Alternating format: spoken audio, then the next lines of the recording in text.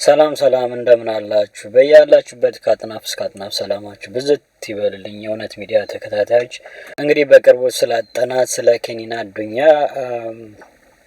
አንዳንድ ነገር እየወጣ ነው። ሚዲያ የተለያየ ነገር ያወራል፣ የተለያየ ነገር ይላል፣ ሙሉ መረጃም ሳይዝ ማለት ነው። አሁን ባለው ደረጃ ምንድነው እውነታው ህዝቤ ማወቅ ያለባችሁ? ምንም ኢንፎርሜሽን ስላሟሟት የታወቀ ነገር የለም። ማን እንደገደላት አልታወቀም። ፖሊስ መረጃውን እንደያዘ ነው። እውነተኛውን ነገር ስናውቅ ለህዝቡ እናሳውቃለን ነው ያሉት። ከዚህ በመቀጠል እንግዲህ ስለሷ አንዳንድ ሰዎች ከቅርብ ከማውቃቸው ያሉትና የፖስቱን ወደ እናንተ ላቀርብላችሁ። አንድ ጓደኛዬ እንግዲህ በቅርብ በብዙ ነገር ስራዎች ያውቃታል። ስለሷ አስጠይቀው እንዴት እንደነበረ አሟሟቷንን በእንደዚህ ሁኔታ እንዴት ሰላም ነውና ለግልጽ የወጣ ነገር የለም። ግን እሱ ከክለብ አምሽቶ ማታ 10 ሰዓት እንደመጣ ይጨቃጨቁ ነበር፣ ይጣሉ ነበር ምናምን።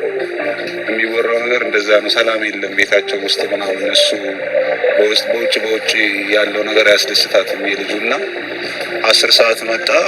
ከዛ በኋላ እንደተለመደው ምናምን ትንሽ ተጨቃጨቁ። ወዲያው 10 ሰዓት ተኩል አካባቢ ወጣችና እሷ እንደዛ እንደተፈጠረ ራሷን እንደፈተፈተች ምናምን ነው።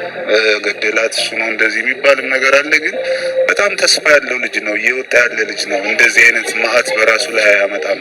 እሱ እንደዚህ ያደርጋል ብዬ እኔ ጭራሽ አልጠብቅም። እሷም በራሷ ላይ እንደዚህ እንትን ትላለች ብዬ ጭራሽ እንትን አይደለም። ግን ሊጋቡ ነበረ። ልጅ ወልደዋል እኮ አመት ከ8 ወር ምናምን ህፃን አለች ወልደዋል።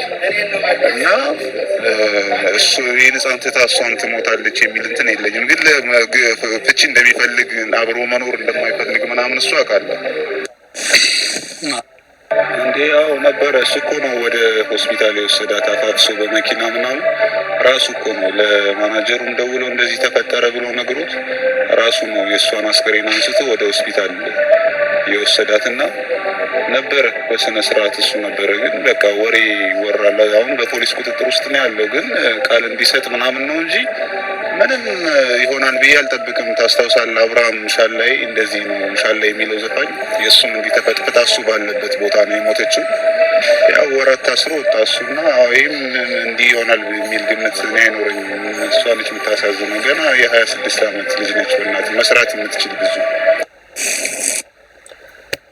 እንዲሁም እንግዲህ ወንደሰን በጋሻው ቀን እስከ ማታ የልደት ፎቶዎችን ሳነሳ ነበር። ጠዋት መርዶ አረዱኝ። በፎቶግራፍ ስራዎች ካፈራችሁ ወዳጆች መካከል የቀኝ እጅ የምላት እህቴ ቀነኒ አዱኛ መከራ ጓደኛዬ የክፉ ቀን ወዳጅም ነበረች።